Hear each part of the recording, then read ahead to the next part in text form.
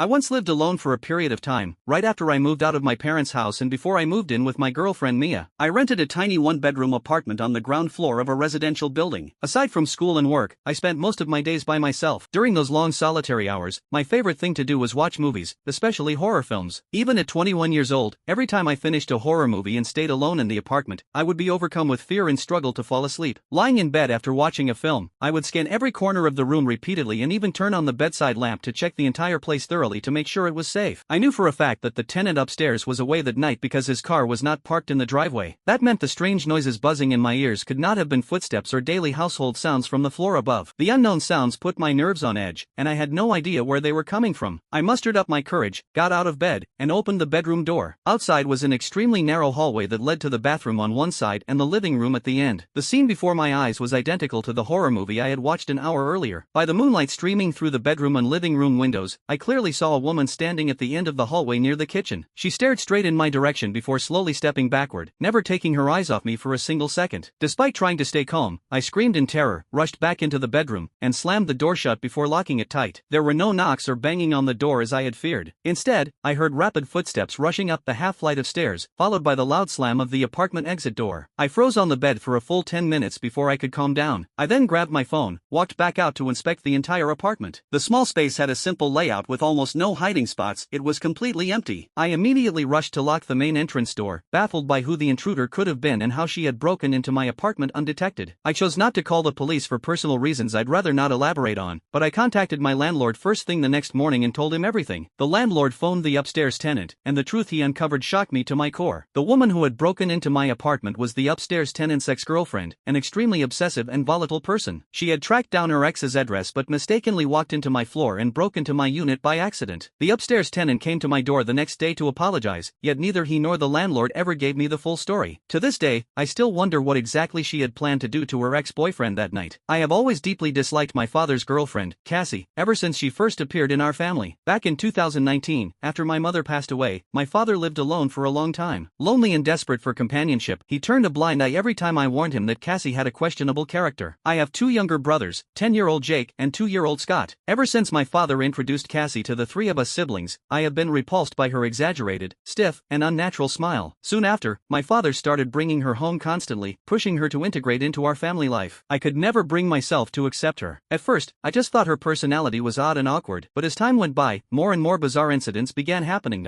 Shortly after Cassie moved in with us, my father left for work one morning. I accidentally caught her lingering inside my father's closet, the exact spot where he kept his safe, password records, and all his valuables. When she saw me, she flashed that creepy, hair-raising smile of hers and greeted me casually. I said nothing and walked straight back to my room. I immediately told my father about what had happened, but he brushed it off completely and refused to worry. A few days later, I came home from school and saw Cassie exiting 10-year-old Jake's bedroom and closing the door behind her. I confronted her on the spot and asked what she had been doing inside. She smiled and gave me a vague excuse, saying she had just opened the windows to air out the stuffy room. I did not argue and went back to my room. After she went downstairs, I quietly snuck into Jake's room to check, only to find both windows tightly shut with no sign of being opened. This confirmed my suspicion that there was something seriously wrong with her. I voiced my concerns to my father again, but he only told me to be patient and continue to take Cassie's side. I never brought it up to my young brother Jake. 2 days later, my father and Jake were both out, leaving Cassie alone at home to watch 2-year-old Scott. I decided to come home early without telling anyone, hoping to catch her acting strangely again. I slipped quietly into the house and stayed in my room. Soon after, I heard Scott's heart-wrenching cries coming from the kitchen downstairs. This was not ordinary toddler fussing, but desperate, pain sobbing. Right after, I heard Cassie screaming at the top of her lungs, ordering Scott to shut up. It was the first time I had seen her drop her gentle facade and reveal her true vicious nature. I rushed downstairs at once and yelled at her to stay away from my little brother. My sudden appearance caught her completely off guard. Her signature creepy smile vanished instantly, leaving only a cold, empty stare on her face. I locked the downstairs doors immediately and called my father to tell him everything that had happened that day. That night, my father had a serious talk with Cassie, and the atmosphere in the house was extremely tense. I never learned exactly what they discussed.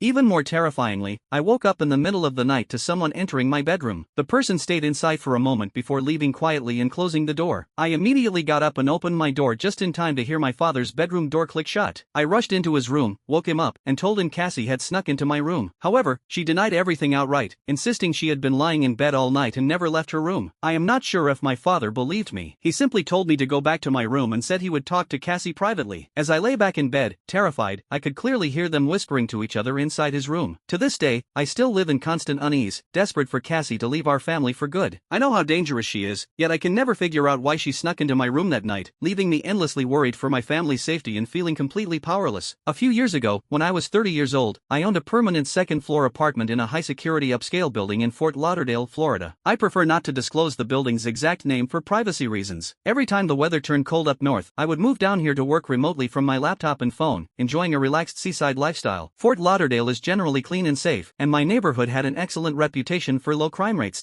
One late night in mid-January, around 10 o'clock, I was standing on my balcony railing working on my laptop when a stranger shouted up at me from the parking lot below, "Hey, you up there." At first, I thought he was calling someone else and ignored him, but when he shouted my way a second time, clearly addressing me, my heart dropped in shock, confused about why he had targeted me. I set down my laptop and leaned over to look down at the parking lot. A man with a backward baseball cap and a tank top was standing next to a car, staring straight up at me and gesturing for me to come closer, saying he had something interesting to show me. I dismissed him as a mischievous troublemaking teenager and paid him no mind, turning back to my seat. But then I heard him let out an eerie, sinister laugh and threaten, "I'm gonna come up there and skin you alive." I stood up to face him and realized he was not a kid at all. He had a vicious, menacing look in his eyes and a creepy grin plastered on his face. I chose to stay silent rather than argue, quickly packed up my computer, closed and locked the balcony sliding door, and hid inside the apartment. I expected him to keep shouting, but the outside fell completely silent. Though extremely disturbed, the locked room made me feel somewhat safe, and I assumed he was just a drugged-up local lunatic lashing out randomly. The situation quickly escalated. After the dead silence, fierce, rapid banging erupted on my front door, accompanied by vulgar insults and violent threats. The pounding grew harder and harder, and I genuinely feared he would break in. I shouted through the door that I had already called the police and refused to open up. The banging, stomping, and screaming continued relentlessly for a torturous minute or two before stopping abruptly with one final violent crash. After checking through the peephole to confirm he was gone, I immediately called the police. I then discovered my door was covered in stab marks, proving he had been carrying a knife the entire time.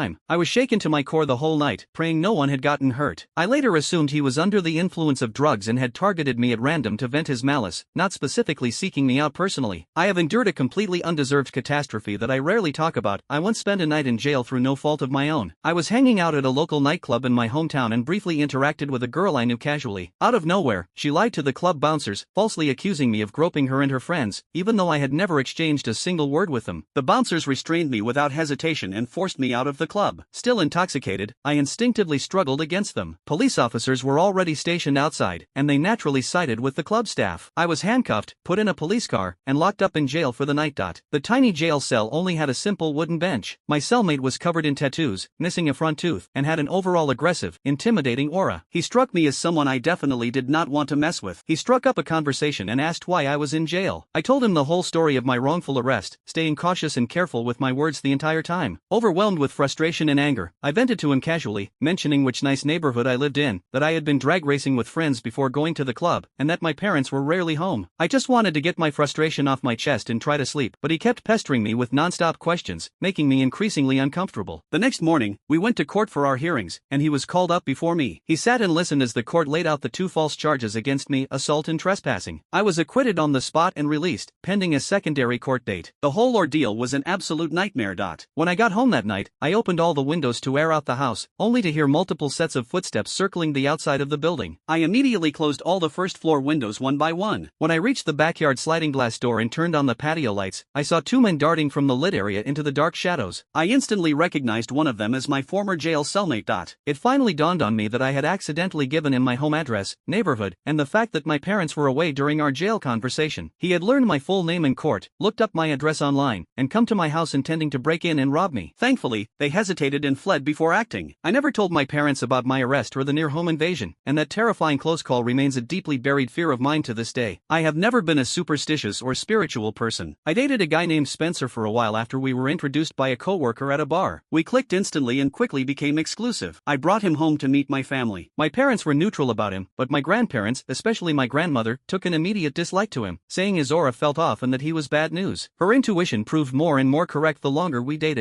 I soon discovered discovered Spencer had an awful temper and was extremely irritable and violent. We fought constantly and broke up repeatedly. During one brutal argument, he even raised his hand to hit me, barely holding himself back. That moment sealed my decision to cut off all contact and end the relationship for good. My grandmother was relieved when I told her and advised me to find a kind, well-raised local Italian man with good family values. Shortly after our breakup, my grandmother suffered a fatal heart attack and passed away. Devastated by grief, I hung a photo of her on my bedroom wall to honor her memory. I was completely depressed and broken for an entire month. 2 weeks ago, feeling vulnerable and lonely, I caved and took Spencer back when he reached out to reconcile. We started seeing each other again, and for 2 straight weeks, we did not have a single fight. Foolishly, I believed he had completely changed and gotten rid of his anger issues, feeling safe with him again. A few days ago, we officially got back together. But on the very night we reconciled, I jolted awake in the middle of the night, turned on my bedroom light, and was horrified to find my grandmother's photo frame missing from the wall. I looked down and saw it had fallen to the floor, the glass completely shattered into pieces. I trembled uncontrollably holding the broken frame, overcome with dread. First thing the next morning, I called Spencer and broke up with him again, telling him I was in a bad mental state and could not focus on a relationship. He exploded in rage on the phone, his furious, unhinged demeanor confirming every single one of my grandmother's initial warnings. What makes it infinitely more unsettling is that there was zero airflow in my room that night. There was absolutely no natural reason for the framed photo to fall. I firmly believe my grandmother's spirit sent me a clear warning that night, stopping me from falling back into a toxic, dangerous relationship. It remains one of the most profound supernatural signs I have ever experienced. I once went on a solo off-roading trip in the wilderness of Colorado, driving my Jeep through remote trail roads around Red Feather Lakes. On the final night of my trip, I decided to tackle the challenging but scenic Dead Man's Trail and camp overnight in the back of my Jeep to finish my adventure. I folded down the back seats and set up a sleeping bag in advance. This remote area saw almost no traffic after dark. I have always loved solo off-roading and car camping. It is far more convenient and hassle-free than setting up a tent. I ate a quick dinner of protein bars and snacks, lit up my surroundings with my Jeep's LED light strip, climbed into the back sleeping bag, and rolled up the windows to keep bugs out. The forest was deathly quiet, allowing me to hear every small outdoor sound clearly. Everything was normal at first, until late at night, when a short, crisp laugh echoed from deep within the woods, shattering the total silence. The mountain trail was pitch black, desolate, and completely uninhabited. There was no possible reason for anyone to be out there laughing. I peered out the windows but saw no lights, no vehicles, and no sign of any person. Then the laugh rang out again, even clearer than before. At first, I could not tell if it was a man or woman's voice, and I began shaking uncontrollably, certain some unknown presence was outside. I then heard faint, indistinct whispering that I could not make out. I froze completely in my sleeping bag, holding my breath. The only sound left was crickets chirping. Moments later, a clear voice, sounding like a child or a young woman, drifted closer and whispered, "Hello, I see you." Pure, paralyzing terror washed over me, and I felt physically nauseous. I wanted to jump into the driver's seat and speed away, but I was so terrified my body locked up completely. I could only curl up in the Jeep, praying I had not been seen. In that exact moment, a deafening bang slammed into the Jeep's rear windshield. I jolted forward in shock, scrambled into the driver's seat, and peeled out down the rugged mountain road, speeding away without daring to look back, convinced I was being chased. I caught a quick glimpse in my rearview mirror but saw nothing behind me. I drove frantically until I reached paved roads, then continued miles further until I found a motel to crash for the night. People have asked me if it could have just been a lost hiker asking for help, but I know that is impossible. No sane person would wander the pitch-black remote mountain trail at night with no flashlight, laugh casually, and bang on a stranger's vehicle. The intent was clearly malicious and intimidating. To this day, this unexplainable, supernatural encounter has left me constantly vigilant of my surroundings during outdoor trips. When I was 9 years old, I experienced an unsolved mystery that still haunts me. I was alone upstairs in my bedroom working on a history paper. The house was completely silent, and I assumed my parents had left me home alone. After a while, I heard my mother's voice clearly calling me from downstairs. I yelled back in response, but she did not reply. Annoyed at the interruption, I got up and went downstairs to check. However, the living room and entire first floor were empty. I shouted for my mom again, and her identical voice responded to me from the basement. Confused, I walked toward the dark basement entrance, where the lights were off. I called down again, asking what she was doing, but received no reply. I flipped on the basement light and descended the stairs. Her calling voice continued echoing, yet the closer I got to the bottom, the stranger it became. Every single call was identical in tone and pitch, robotic and unnatural, with zero variation. I kept shouting for her, met only with the same repetitive voice. The basement was completely empty, no one was there. I then noticed the small crawlspace closet in the corner, the only possible hiding spot in the entire basement, was wide open. I called one final time, and all sound ceased entirely. Overwhelmed with terror, I spun around, sprinted upstairs as fast as I could, and slammed the basement door shut. Shaking with fear, I immediately dialed my mom's cell phone. The second she answered, I learned she had been at the grocery store the entire time and was never home. I frantically explained the entire terrifying experience, but she dismissed it as a child's overactive imagination and pranks. I spent half an hour begging and pleading before she finally believed me. When my parents returned home, we checked the basement together. The crawlspace closet remained open, and my father searched every corner thoroughly but found nothing. This unsolved supernatural event from my childhood has been etched into my memory forever. Another childhood encounter happened when I used to stay at my grandmother's house alone on weekends. During a severe thunderstorm, my grandmother left to buy groceries for dinner, leaving me home by myself. I was watching cartoons in the living room when the landline phone suddenly rang. I answered it without thinking. A strange man's cold, calm voice asked, "Can I speak to an adult in the house?" I told him my grandma was not home. He then asked, "Are you home alone right now?" I answered without hesitation, only realizing how dangerous the situation was seconds later. Terrified, I hung up the phone immediately, fearing I had put my grandmother and myself in danger. I tried to stay calm and keep watching TV. 20 minutes later, frantic, loud knocking pounded on the front door, accompanied by a man's weak, desperate pleas for help. I turned off the TV, held my breath, and peeked through the narrow glass gap in the door. The man spotted me instantly and began begging louder, claiming he was badly injured and needed urgent help. Absolute terror took over. I ran to the back of the house, hid behind the sofa with the blinds closed, and cried silently. I was too young to have a cell phone and had no way to contact my grandmother for help. The knocking grew faster and more aggressive, and his pleas quickly turned angry and hostile. When the knocking stopped, he began banging violently on my bedroom window, alternating between fake reassuring words and demanding I open up, claiming he was just bleeding out and needed assistance. I curled up in the corner, too scared to make a sound. After what felt like forever, all noise outside vanished. I stumbled to my grandmother's bedroom, locked the door, and hid under the covers. The sound of pouring rain and distant thunder calmed my frayed nerves slightly. Moments later, the strange man reappeared at my window, trying to force it open. Thankfully, all windows were fully locked, and he could not get inside. He eventually disappeared completely. 20 minutes later, my grandmother came home. I ran straight into her arms and cried, telling her everything. She called the police immediately, and I gave a full statement, but the man was never caught. My grandmother never told my parents about the incident and never left me home alone again. I know now that I was only one unlocked door away from abduction or worse that night, a life-altering close call I will never forget. I am a father of 2 boys, 15 and 10 years old. One day, my wife was out of the house. I was taking a midday nap in my room, used to my oldest son constantly opening and closing the front door as he hung out with friends. When I heard the front door slam shut for the 4th time, I whistled loudly, signaling for him to be quiet. Moments later, I heard violent, repetitive banging and crashing coming from my youngest son Keith's bedroom across the hallway. The noise was so loud and forceful it penetrated my closed bedroom door, sounding like someone slamming their body or head against the wall repeatedly. I immediately walked down the hallway to his open bedroom door, ready to scold Keith, only to find the room empty of my son. Instead, a complete stranger, an adult male, was standing with his back to me, slamming his head violently against the wall, leaving streaks of blood across the paint. The man turned half his face toward me when he noticed my arrival but did not turn fully around. I lunged forward and tackled him to the ground. At that moment, Keith crawled out from under the bed, where he had been hiding the entire time to escape the intruder. The stranger did not resist arrest at all. He just rambled incoherently and laughed maniacally, clearly completely out of his mind, either suffering from severe mental illness or under the influence of hard drugs.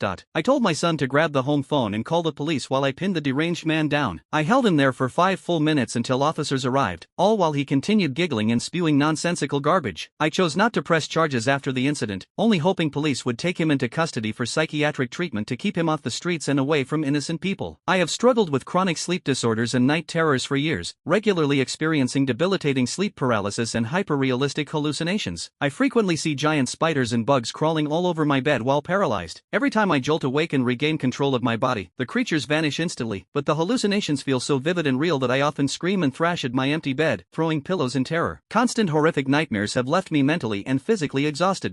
During an extremely stressful week filled with overwhelming school assignments, I stayed up until 3 a.m. on Friday finishing all my pending deadlines. Completely burnt out and drained, I collapsed into bed and fell straight asleep, only to experience the most terrifying and surreal nightmare of my life. In my dream, I was running frantically through a long, narrow building, fleeing from an unseen terror. Every room lining the hallway was filled with candy decorations, resembling a Halloween display, while disembodied children's laughter echoed all around me, eerie and hollow. I could never see what was chasing me, only run faster in panic. When I finally burst through the final exit door, thinking I had escaped, I woke up abruptly, only to be trapped in full sleep paralysis, unable to move a single muscle. In the total darkness of my bedroom, a clear child's laugh rang out. I strained my eyes to look around and saw 4 figures standing in the center of my room, resembling a perfect family unit, a tall man and woman with a young boy and girl, all holding hands. They stared directly at me with exaggerated, wide grins as their laughter grew louder. The paralyzing pressure on my chest intensified, and the four figures seemed to grow larger and float slowly toward me. On the verge of a full mental breakdown, I finally broke free from the paralysis. I threw off my covers, grabbed a pillow, and smashed it violently at the empty center of my room, screaming at the top of my lungs. The second I moved, the four ghostly figures disappeared without a trace, and the laughter cut off completely.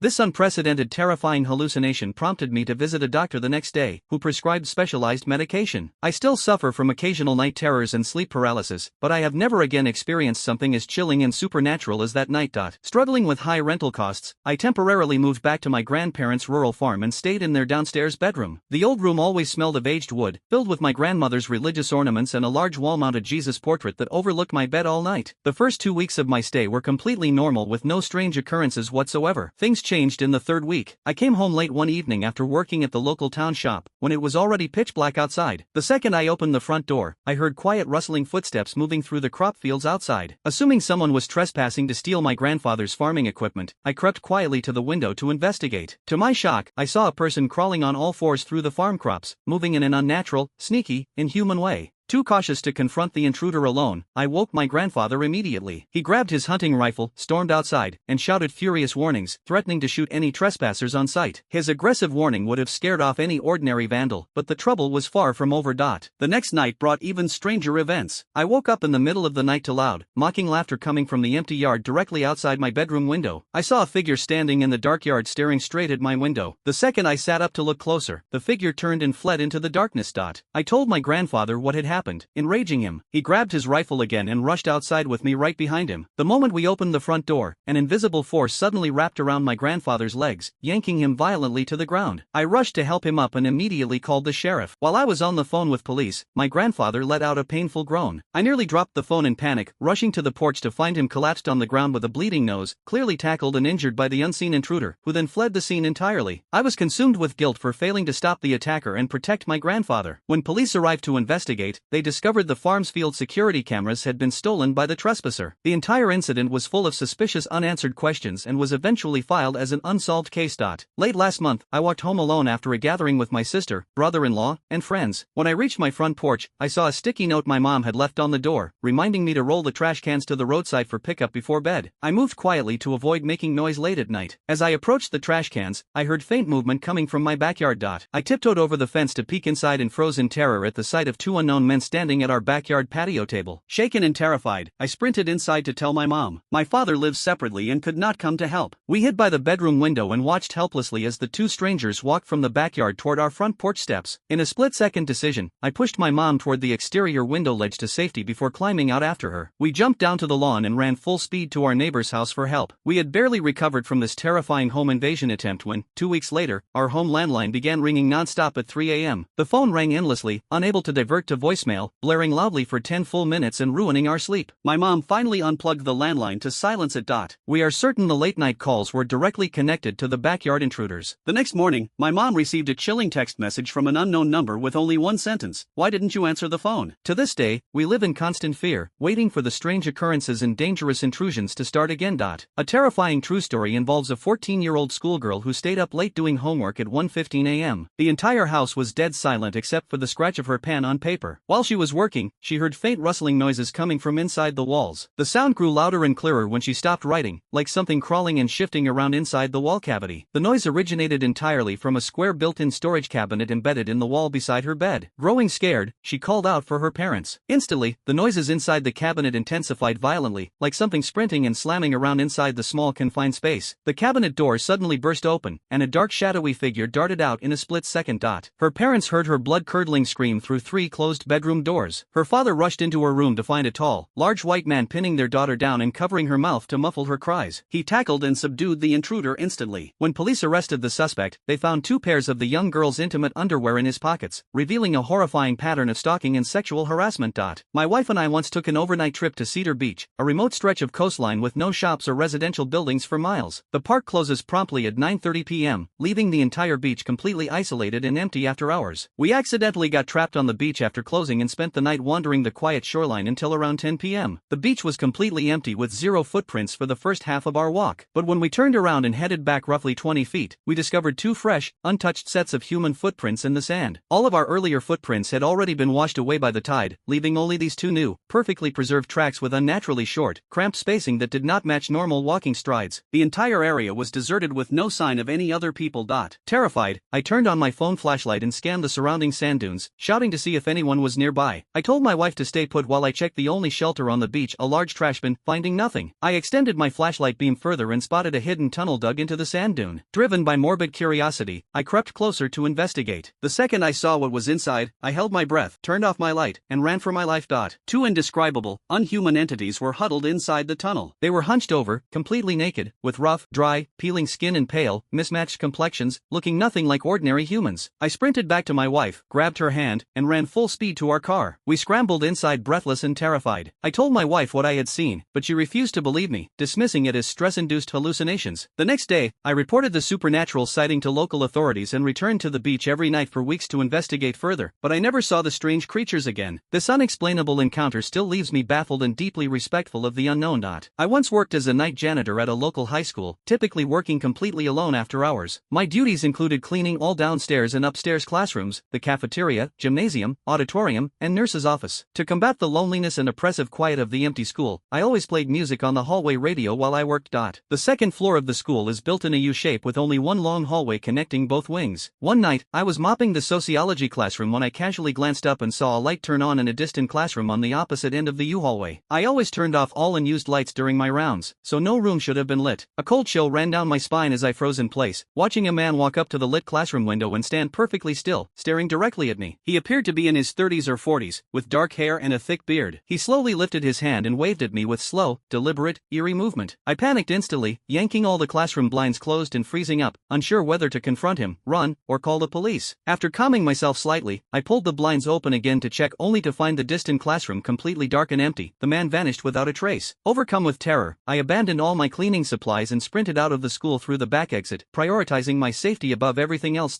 School security footage reviewed later showed the unidentified man emerging from the school basement and wandering the hallways. The camera captured his menacing, unsettling facial features clearly. Most disturbingly, the video showed him walking back into the basement and never coming out again. Police and school staff searched the basement thoroughly multiple times but found no sign of him whatsoever. To this day, I suspect the basement has hidden compartments or secret exits. That night forever ruined the peace of my night janitor job, leaving me constantly paranoid and afraid in the empty school building. At 17, I worked as a part-time house cleaner to save money for college tuition. My most frequent co-worker was a man named Jeffrey. We rarely interacted, usually only exchanging brief greetings, and he almost always left work early, leaving me to finish the jobs alone. Jeffrey had one strict, non-negotiable rule: no one was allowed to approach or enter his basement, which had a prominent warning sign posted on the door at all times. I always respected his rule, until my curiosity got the better of me.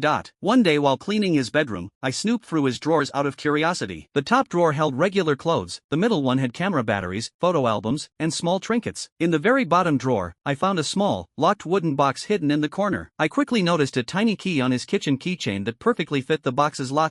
I unlocked the box secretly, and what I found inside turned my blood cold. It was stuffed with black and white photographs. The first few were ordinary shots of his house's interior, but as I flipped through them, every subsequent photo was of me. They captured every move I made cleaning his living room, bedroom, and bathroom. The most terrifying photo of all was taken from outside a window, secretly filming me working in his kitchen, a clear sign of long-term, premeditated stalking. I forced myself to stay calm, returned most of the photos to the box, locked it back up, and slipped a few pictures into my pocket as evidence. Terrified and ready to flee, I remembered his forbidden basement and decided to uncover his final secret before leaving for good. I walked down to the basement and turned on the light. The air reeked of rotten, decaying animal stench. The walls were covered in vulgar posters, including explicit images of underage boys and girls, absolutely sickening and illegal material. 2 closed rooms in the back of the basement were the source of the putrid odor. As I explored, I heard a faint electrical buzzing noise. Looking up, I spotted a tiny security camera mounted in the ceiling corner, pointed directly at me. The camera had been slowly adjusting its angle to track me, but froze completely the second I noticed it.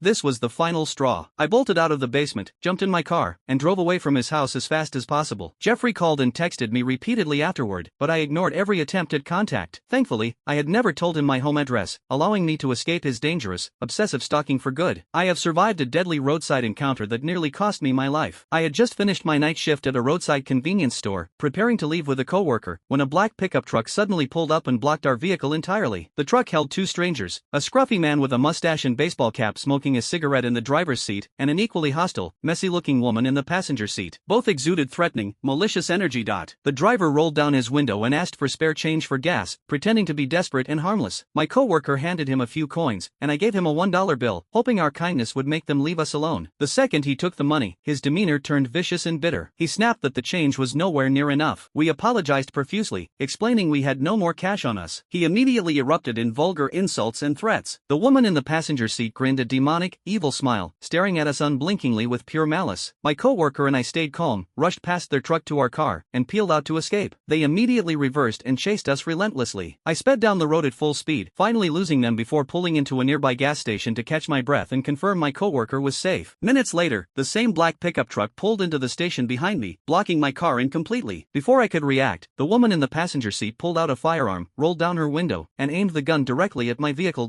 In a split-second survival response, I slammed on reverse and raced out of the gas station. Their gunfire shattered my rear window as I fled. Using my knowledge of the local backroads, I evaded their pursuit a second time and made it home safely. I later found 2 bullet holes in my car's body. This deadly encounter over a few dollars left me permanently aware of the hidden evil in the world. Strangers can turn violent and murderous over the smallest, most meaningless things. When I was 18, my cousin Andrew and I snuck out late at night to explore an abandoned psychiatric hospital on the outskirts of town. Back when YouTube urban exploration videos were trending, we brought cameras and flashlights to film creepy content for our channel. The rural roads were completely empty after midnight. We climbed through a cut-open fence gap and entered the decaying building through a broken floor-to-ceiling window with rotting wooden boards scattered across the ground.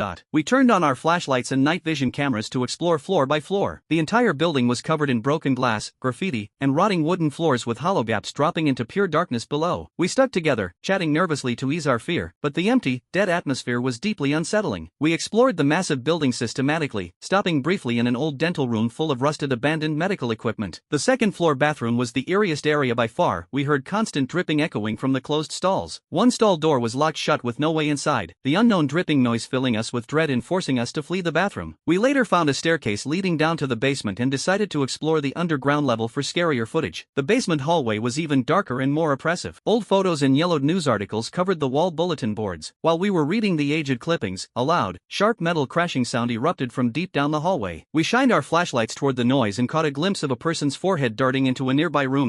Andrew screamed in terror, and both of us turned and ran for our lives. As we sprinted back up the stairs, we heard clear, fast footsteps following us closely, closing in rapidly. We ran in blind panic, certain the unseen figure was seconds away from grabbing us from the darkness. We burst out of the broken window entrance and sprinted straight to Andrew's car. Just as we fled, the basement stairwell door slammed wide open behind us, the mysterious pursuer moments from emerging. We peeled out at top speed and never dared return to the abandoned hospital again. That midnight exploration remains the most terrifying paranormal chase of my life. Shortly after my wife and I got married, we moved into a brand new single-family house with a first-floor bedroom, second-floor loft, and study, no basement whatsoever. Soon after moving in, we began hearing strange, dull, muffled noises echoing throughout the house every night, sounding like they originated beneath the floors. With no basement present, there was no logical explanation for the sounds. Even more bizarre, doors and windows we had fully closed and locked every night were always wide open the next morning. My wife's closet door repeatedly opened on its own no matter how tightly we shut and latched it.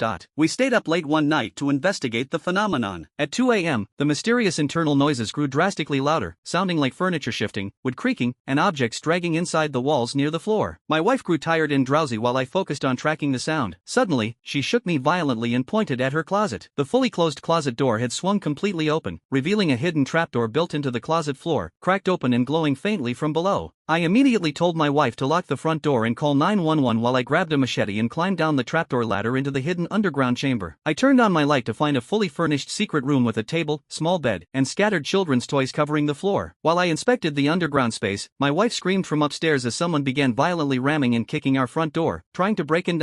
I rushed back up the ladder and out of the closet to find our front door splintered and cracked open. A dirty, wild-eyed man with a deranged expression peeked through the gap. The second he saw me holding a machete, he turned and ran into the night, night, vanishing without a trace. To this day, we have no idea who built the hidden underground chamber, what it was used for, or how long the deranged stranger had been hiding and spying inside our new home. At 27, my ex-girlfriend and I rented a small, simple older apartment. It was nothing luxurious, but it was the nicest place we could afford at the time. However, our first night there was ruined by our next-door neighbor, who screamed, yelled, and banged on her walls non-stop all night long. The noise was unbearable. My girlfriend insisted I talk to her the next day if the chaos continued. The neighbor's apartment was completely silent during the day while we unpacked and settled in. But as soon as night fell, the screaming, shouting, and violent wall banging started again, louder and more aggressive than before. I knocked on her door to confront her. A middle-aged albino woman with a rough, smoke-damaged voice answered. I politely asked her to keep the noise down at night, but she snapped at me rudely, told me to mind my own business, and slammed the door in my face. After our confrontation, her nighttime noise and wall banging grew even worse. The next day, I complained to the apartment front desk and asked about the neighbor's rental history. The staff looked confused and explained the unit was only registered to a single tenant named Kathy, whose husband had passed away 5 years prior. She was supposed to live alone, violating building policy by having unknown others in her unit. Staff inspected her apartment immediately and confirmed only Kathy lived there, issuing her a formal warning for nighttime disturbances. The apartment stayed quiet for several nights afterward, and we thought the nightmare was finally over. One night, I jolted awake to see a dark human figure standing at the foot of our bed. I whispered my girlfriend Mia's name, assuming it was her. My girlfriend was sound asleep beside me, but a hoarse, raspy voice, the same voice as our neighbor, whispered from the foot of the bed, "You shouldn't have reported me." Overwhelmed with terror, I screamed and fumbled to turn on the lights, waking my girlfriend in the process. The second the room lit up, the ghostly figure vanished completely. I ran out into the hallway to search for her, only to find Kathy's apartment door wide open and the unit completely empty. We never saw or heard any sign of her for an entire week after that. Just as we began to relax and forget the ordeal, we heard 4 slow, deliberate, loud knocks ring out from the wall separating our apartments in the middle of the night. 4 perfect, intentional knocks designed specifically to get our attention. Broken and terrified, we packed all our belongings the next morning and moved out immediately, fleeing the apartment and its endless cycle of supernatural terror for good.